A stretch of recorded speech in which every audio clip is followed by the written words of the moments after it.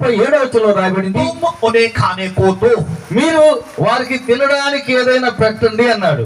यदि आप इसी चैप्टर में वर्स 35 से पढ़ें, ఇదే కొంచెం ముందుగా 35 వచనం నుండి మనం చదివినట్లయితే चेले यीशु से कहते हैं, శిష్యులు యేసు ప్రభు దగ్గరికి వచ్చి అంటున్నారు, लोगों को भेज दे कि वो जाकर अपने लिए खाना मोल लेके आए। ఇది అరణ్యం కనుక పొద్దుగుతుందయ్యా, వాళ్ళ ఇంటికి పంపిస్తే వండుకు తింటారు, ఎవరింటికి వాళ్ళు పంపించమని యేసు ప్రభుకి సలహా చెబుతున్నారు శిష్యులు. वो जगह सुनसान जगह थी అదంతా అరణ్యం, శూన్యమైన ఏమీ లేనిటువంటి స్థలం అది. और चेले बड़े थके हुए थे। అయితే శిష్యులంతా కూడా 3 రోజులు శ్రమ చేసి శిష్యులంతా అలిసిపోయారు. चेले सोना चाहते थे। శిష్యులు కోరుకుంటుంది ఏంటంటే సాలిపోయింది కాబట్టి నిద్రపోవాలి. वो सोचते थे कि जब भीड़ चली जाएगी तब हम आराम करेंगे। వాళ్ళు అనుకుంటుంది ఏంటంటే జనం అందరినీ ఇటు అటు పంపించేస్తే ప్రశాంతంగా నిద్రపోదాం, రెస్ట్ తీసుకుందాం అనుకుంటున్నారు వాళ్ళు. चेलों को यीशु के चेलों को लोगों के खाने की चिंता नहीं थी। యేసు ప్రభు యొక్క శిష్యులకు చింత లేదు, జనానికి అన్నం పెడదాం, ఆకలితో ఉన్నారు, ఆకలితో ఎలా పంపాలనే ధ్యాస వారికి లేదు. वो चाहते थे कि लोग चले जाएं और हम आराम करें। అయితే వాళ్ళు అనుకుంటుంది ఏంటంటే పెందలాడి ఎటోళ్ళని అటు పంపిస్తే జనాలందరినీ 3 దినాలు కష్టపడ్డాం కాబట్టి కాసేపు అలసట తీసుకుందాం, నిద్రపోదాం అనుకుంటున్నారు. लेकिन यीशु उनको भूखे वापस भेजना नहीं అయితే चाहता। యేసుకు మాత్రం మనస్సు రావటంలో ఆకలితో వాళ్ళని ఎవరింటికి వాళ్ళు పంపించడానికి, यीशु चाहता था कि वो भूखे वापस ना जाएं। ఆకలితో ఎవరిని ఇంటికి పంపడానికి యేసు ప్రభుకి ఇష్టం లేదు. ये यीशु का नेचर था। యేసు ప్రభు యొక్క స్వభావం అది, ఆయన మనసు అలాంటి. इसीलिए यीशु ने चेलों से कहा, అందుకే యేసు ప్రభు తన శిష్యులతో చెప్తున్నాడు, तुम उन्हें खाने को दो।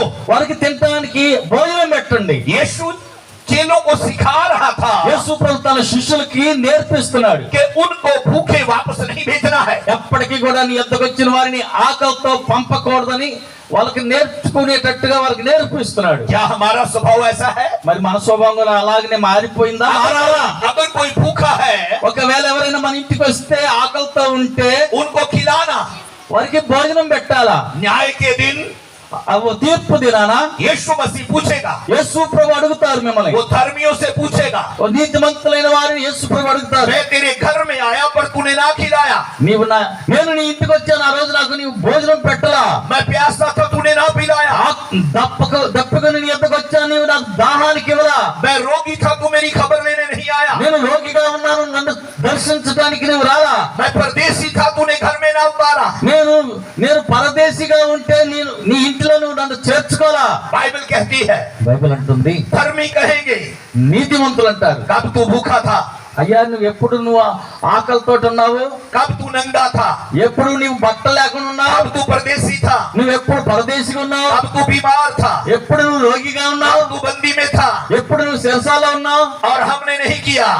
నీకు మేము ఎప్పుడు చేయలేదా ప్రభు? यीशु ने कहा, అప్పుడు యేసు ప్రభు అంటారు, जिसने मेरे छोटे से छोटे भाइयों में से एक के साथ किया उसने मेरे साथ किया है। అల్పులైన ఈ నా సహోదరులు ఒకరికి మీరు చేశారు కాబట్టి అది నాకు చేసినట్టే. अगर आप एक सेवक को पानी पिलाते हो, ఒక సేవకునికి కొంచెం మంచినీళ్ళు आप తాపినట్టు यीशु को पानी पिलाते हो। యేసుకు తాపించినట్టు. अगर आप एक सेवक को कपड़ा पहनाते हो, ఒకవేళ ఒక దైవజనునికి ఒక జత బట్టలు కొని ఇచ్చినట్లయితే आप यीशु को पहनाते हो। నువ్వు యేసుకు బట్టలు కొని ఇచ్చినట్టు. अगर आप एक सेवक की खबर लेने जाते हो बीमारी के समय में, आप यीशु की खबर लेने जाते हो। అయితే రోగిగా ఉన్న ఒక వ్యక్తి దగ్గరికి వెళ్ళి నువ్వు దర్శించి వచ్చావంటే యేసుని దర్శించావని అర్థం.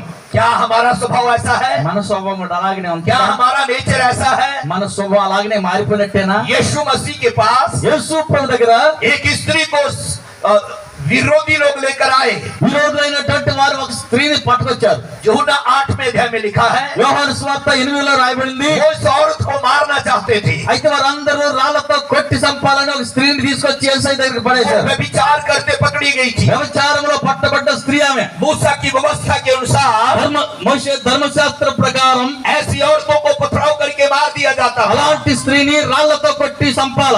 लेकिन जब वो यीशु के पास लाई गई, ఎప్పుడైతే ఈ స్త్రీని యేసు ప్రభు దగ్గర తీసుకొచ్చారో विरोधियों ने कहा, విరోధులు అంటున్నారు, ये पाप करते पकड़ी गई है, ఈమె పాపం చేస్తే పట్టబడిందండి, तू इसके बारे में क्या कहता है? నువ్వేం చెబుతావో అని చెప్పి తీసుకొచ్చాం. अगर यीशु कहता है मारो, యేసు ప్రభు గారి రాళ్ళ పెట్టి కొట్టనని చెబితే तो वो निर्दयी कहलाता कि उसके अंदर दया नहीं है। ఆయనలో దయ కనికరమే లేదండి అని బయటకు వెళ్ళి మనం చెప్పుకోవచ్చు. अगर यीशु कहता ఒకవేళ యేసు గాని नहीं मारो, సంపద్దు ఆమెను రాళ్లతో కొట్టద్దు అన్నాడు అనుకో, मूसा की व्यवस्था को तोड़ देता। ధర్మశాస్త్రాన్ని ఈయన ఉల్లంఘిస్తున్నాడని మనం వెళ్ళి ప్రచారం చేసుకోవచ్చు. व्यवस्था मूसा के द्वारा आई है, అయితే ఈ ధర్మశాస్త్రము మోషే ద్వారా వచ్చింది మనకి. लेकिन अनुग्रह यीशु मसीह के द्वारा आया है। అయితే దేవుని యొక్క కృపావరం యేసు ప్రభు ద్వారానే వచ్చింది. हम अनुग्रह में चल रहे हैं। ఇప్పుడు కృపాయుగంలో మనం ये నడుస్తున్నాం. अनुग्रह का समय है। ఇది కృపాయుగం. पुराने समय में, పాత నిబంధన కాలంలో, मूसा के समय में, మోషే ధర్మశాస్త్ర కాలంలో उसी समय दंड दिया जाता ఆ था। సమయంలో పాపం చేశారంటే శిక్ష విధించబడుతుంది. लेकिन यीशु के पास लाई गई औरत అయితే యేసు దగ్గర తీసుకొచ్చినటువంటి ఈ స్త్రీ जो पाप करते पकड़ी गई थी, పాపంలో పట్టబడినటువంటి వ్యక్తి. यीशु ने कहा, యేసు ప్రభు చెప్పారు, जिसने कोई पाप नहीं किया पहला पत्थर वो मारे। ఆయన అన్నాడు, వాళ్ళందరూ చూసి మీలో పాపం లేని వాడు ఎవడో మొదటి రాయి ఆమె మీద వేయడాను. और यीशु मसीह भूमि पे लिखने लगा। యేసు ప్రభు ఆయన తల వంచి భూమి మీద ఏదో రాస్తున్నాడు. वो कहते थे हमारे जीवन में कोई पाप नहीं है। అయితే వాళ్ళందరూ అనుకుంటున్నారు మాలో ఏ పాపము లేదని. बाइबल कहती है, బైబిల్ అంటుంది, यदि हम कहें कि हमारे जीवन में कोई पाप नहीं तो हम अपने आप को धोखा देते हैं। నాలో పాపం ఏది లేదని చెప్పినట్లయితే మనల్ని మనమే మోసగించుకున్నట్టు అవుతుంది. कई बार हमें अपने पाप दिखाई नहीं देते। అయితే అనేక మార్లు మనలో ఉన్నటువంటి పాపం బయటకు కనపడదు. इस दुनिया में कोई व्यक्ति नहीं जिसके स्वभाव में पाप नहीं है, పాపం లేనివాడు భూమి మీద ఏ ఒక్కడు కూడా లేడు. लेकिन यीशु एकमात्र परमेश्वर का पुत्र है जिसके स्वभाव में पाप नहीं था। దైవ కుమారుడైన యేసు క్రీస్తు మాత్రమే ఏ పాపము ఎరగని వాడు ఆయన. यीशु मसीह हमारे नेचर को बदल देता है। యేసు ప్రభు మన యొక్క స్వభావాన్ని మారుస్తాడు. यीशु मसीह हमारे स्वभाव को बदलना चाहता है। ఆయన మన మనస్సులన్నిటిని మార్చాలని కోరుకుంటున్నాడు. यीशु का स्वभाव कैसा था? యేసు యొక్క స్వభావం ఎలాగుంటది? यीशु ने कहा, యేసు ప్రభు చెప్పారు, यदि किसी ने पाप नहीं किया तो वो पहला पत्थर मारे। పాపం లేనివాడెవడో మొదట రాయి ఆమె మీద వేయండి అన్నాడు. यीशु नहीं चाहता था कि कोई उस स्त्री को पथराव करे। యేసు ఆయనకి ఇష్టం లేదు ఎవడు కూడా రాయి పెట్టి ఆమెను రాయి ఇసిరి కొట్టి చంపడం ఆయనకి ఇష్టం లేదు. यीशु नहीं चाहता था कि कोई उस स्त्री को मारे। ఎవరు కూడా ఆమెని రాళ్లతో కొట్టడం యేసుకి ఇష్టం లేదు. अगर हमारी जगह कोई होता, అదే మన ప్రాంతంలో గాని అయితే, उस समय यीशु की जगह कोई होता, అదే యేసు యొక్క మనమే గాని యేసు ప్రభు స్థానంలో ఉంటే वो आदमी भी उस औरत को पथराव करता। ఆ యొక్క వ్యక్తి రాయిలను పెట్టి కొట్టేసేవాడే. लेकिन కానీ सब चले गए। అందరు వెళ్ళిపోయారు. मालूम है क्यों? ఎందుకు వెళ్ళారు తెలుసా? क्योंकि वो औरत उसके पास खड़ी है जो सजा नहीं देता, जो दंड नहीं देता। అయితే వాళ్ళు ఎవరు రాళ్ళు పెట్టి కొట్టలేదు.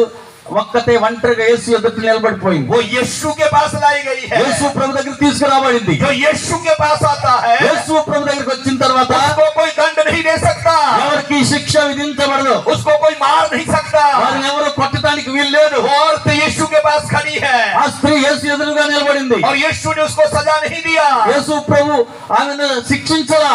ये यीशु का स्वभाव है।